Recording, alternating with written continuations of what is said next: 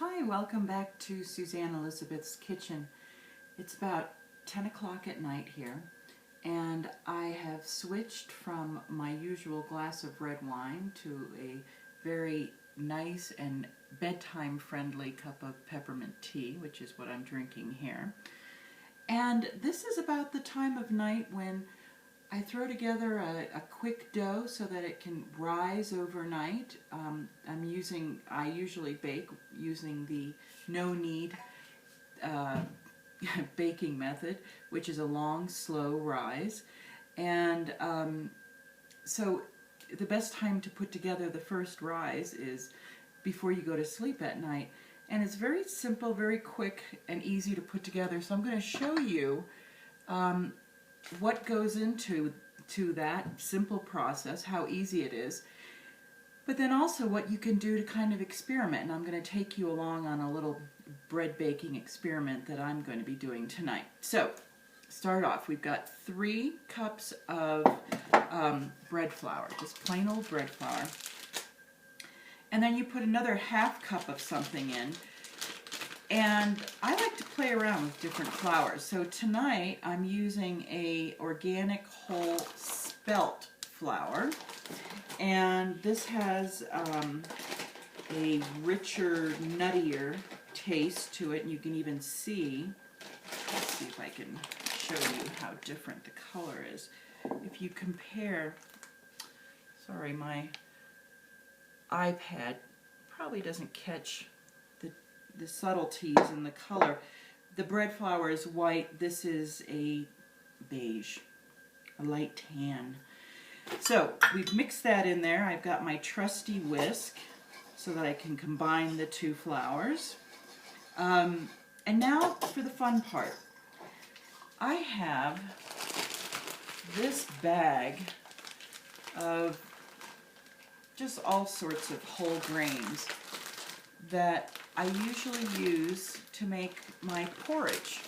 And I make this wonderful porridge mixture, which I'll make for you sometime. But tonight I thought, just for something different, I'd like to try to make a whole grain bread, and meaning a bread that has all kinds of interesting grains in it.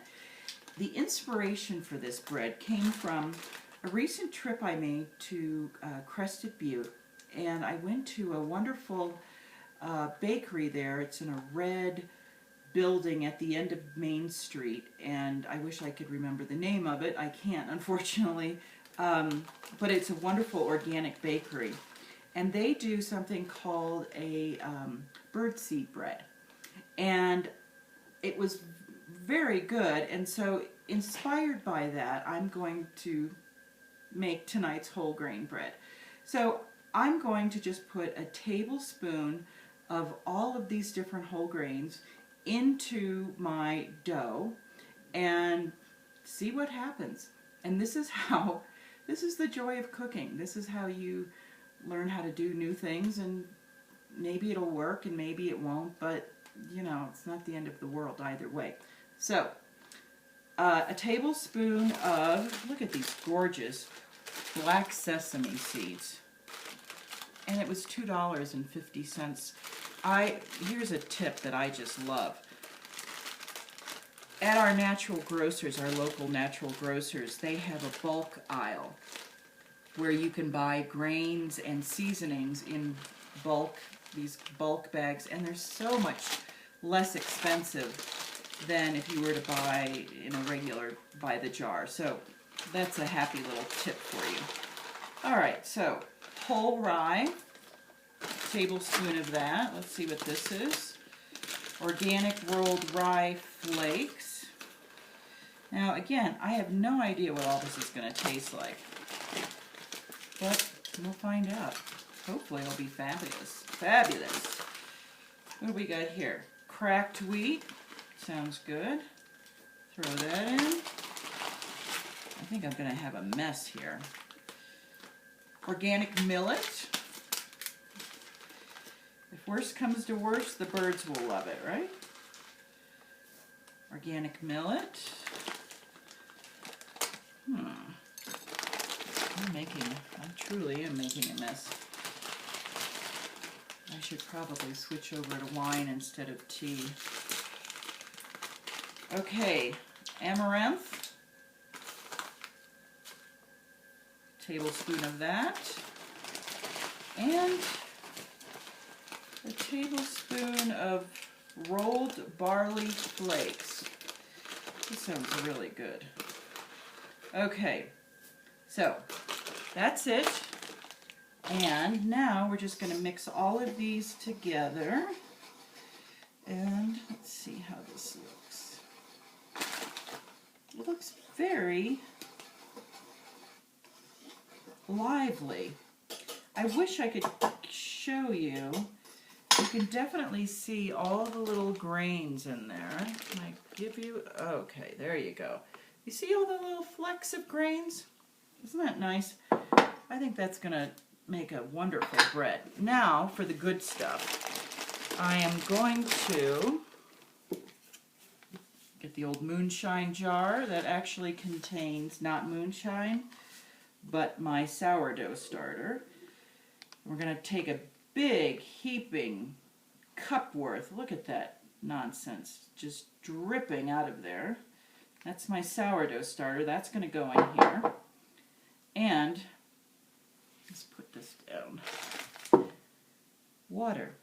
Now, for water. So as you can see, we still have a lot of sourdough starter in there. So let's just pour the water from here into there. And that way we can get all the goodness of that sourdough in there. All right, now we need this. We need a little spatula so that we can really clean up the sourdough starter from there, from our cup measure. Now, so give this a little stir, and you may notice I have not added any salt yet.